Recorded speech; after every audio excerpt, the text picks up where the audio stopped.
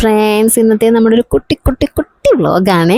അപ്പോൾ മോളും ഏട്ടനും ഞാനും കൂടിയിട്ട് ഒന്ന് AKG ഹോസ്പിറ്റലിലേക്ക് വന്നിട്ടുള്ളത്. അപ്പോൾ എന്തിനാണ് വന്നതെന്നൊക്കെ പറയുന്നതിന് മുന്നേ എൻ്റെ ചാനൽ ആദ്യമായിട്ടാണ് ആരെങ്കിലും കാണുന്നതെങ്കിൽ ചാനൽ ഒന്ന് സബ്സ്ക്രൈബ് ചെയ്ത് വെക്കണേ. അതുപോലെ വീഡിയോസൊക്കെ കണ്ടിട്ട് ഇഷ്ടമാവുകയാണെങ്കിൽ ലൈക്ക് കൂടി ചെയ്യണേ. അപ്പം നമ്മൾ ഇതിൻ്റെ തൊട്ട് മുന്നേത്തെ ദിവസം ഒരു ദിവസം മുന്നേ നമ്മൾ ഹോസ്പിറ്റലിൽ വന്നിട്ടുണ്ടായിരുന്നു. അന്ന് എനിക്കും ഏട്ടനും ഡോക്ടറെ കൺസൾട്ട് ചെയ്യേണ്ട കാര്യം ഉണ്ടായതുകൊണ്ട് നമുക്ക് വീഡിയോസും കാര്യങ്ങളൊക്കെ ഒന്നും എടുക്കാൻ പറ്റിയിട്ടുണ്ടായിരുന്നില്ല. രണ്ടാളോ അങ്ങനെ ഓരോ വഴിക്ക് രണ്ടാളുടെയും ഡോക്ടേഴ്സിനെ കാണാൻ പോയിട്ടുണ്ടായിരുന്നു.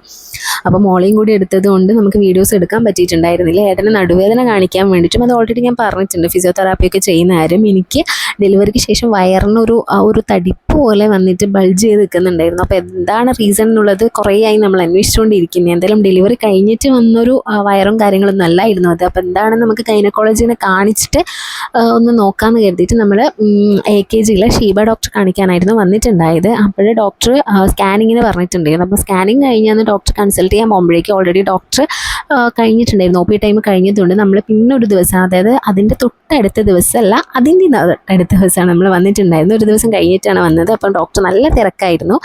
പിന്നെ ലേബർ റൂമിലുണ്ടായി. അത് കഴിഞ്ഞ് വന്നിട്ടൊക്കെയാണ് നമ്മൾ കൺസൾട്ട് ചെയ്തത്. അപ്പം ഡോക്ടർ സ്കാനിങ് റിപ്പോർട്ട് കണ്ടിട്ട് നേരെ സർജണിലേക്ക് വേണ്ടിയിട്ട് റെഫർ ചെയ്തു. അങ്ങനെ സർജനെ കാണാൻ വന്ന് നിൽക്കുമ്പോൾ അവിടെയും നമ്മൾ തിരക്കൊണ്ട് പോസ്റ്റ് ആയിട്ടുണ്ട്. ആക്ച്വലി സർജൻ പറഞ്ഞിട്ടുണ്ടായത് എനിക്ക് ഡെലിവറിക്ക് ശേഷം ഡയാസ്റ്റിസ് റെക്റ്റി എന്ന് പറഞ്ഞൊരു കണ്ടീഷൻ വന്നിട്ടുണ്ട്. അതിപ്പം ഒട്ടുമിക്ക ഡെലിവറി കഴിഞ്ഞ ആൾക്കാർക്കും ഉണ്ടാവുന്നതാണ്.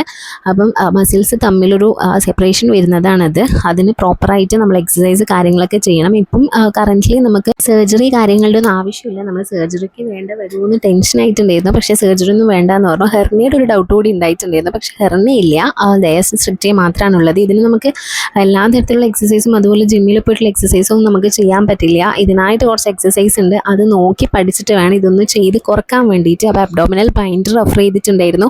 ഉറങ്ങുമ്പോഴും അതുപോലെ ഫുഡ് കഴിക്കുമ്പോഴും ഒഴികെ ബാക്കി എല്ലാ ടൈമിലും ഈ ബൈൻഡർ യൂസ് ചെയ്യണം, അല്ലെങ്കിൽ സെപ്പറേഷൻ കുറച്ചുകൂടി കൂടിപ്പോകും. അപ്പോൾ ഈ വീഡിയോ കാണുന്ന ആർക്കെങ്കിലും ഈ ഒരു കണ്ടീഷൻ ഉണ്ടെങ്കിൽ ഒന്ന് ജസ്റ്റ് കമൻറ്റ് ചെയ്തിട്ട് പറയണേ.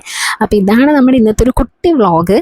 അത് കഴിഞ്ഞ് നമ്മൾ പിന്നെ ഹോസ്പിറ്റലിൽ നേരെ വീട്ടിലേക്ക് പോയി. മോളെ കൂട്ടിയിട്ടുണ്ടായിരുന്നല്ലോ, അപ്പോൾ മോൾക്ക് ഫുഡും കാര്യങ്ങളൊക്കെ കൊടുക്കേണ്ടതുകൊണ്ട് ഓൾറെഡി കുറച്ച് ലേറ്റ് ആയിട്ടുണ്ടായിരുന്നു. നമ്മൾ പിന്നെ നേരെ വീട്ടിലേക്ക് പോവാണ് ചെയ്തത്. എന്നെയും മോളെയും വീട്ടിലാക്കിയിട്ട് വേണം ഏട്ടന് നേരെ ഫുഡും കഴിച്ചിട്ട് ഫിസിയോതെറാപ്പിക്ക് വേണ്ടിയിട്ട് പോകാൻ വേണ്ടിയിട്ട്. അപ്പോൾ അതൊക്കെ കൂടി ഉള്ളതുകൊണ്ട് പിന്നെ നമ്മൾ വേറെ എവിടെയും കയറാനും അതൊന്നും നിന്നിട്ടില്ല, നേരെ വീട്ടിലേക്ക് പോയി. അപ്പോൾ ഇന്നത്തെ ഒരു വീഡിയോ ഇത്രയേ ഉള്ളൂ. അപ്പോൾ പഴയ വീഡിയോൻ്റെ സെക്കൻഡ് പാർട്ട് ഞാൻ ഉടനെ ചെയ്യുന്നതായിരിക്കും. അപ്പോൾ അടുത്ത ഒരു വീഡിയോ ആയിട്ട് വരുന്നത് വരെ ബൈ, താങ്ക് യു.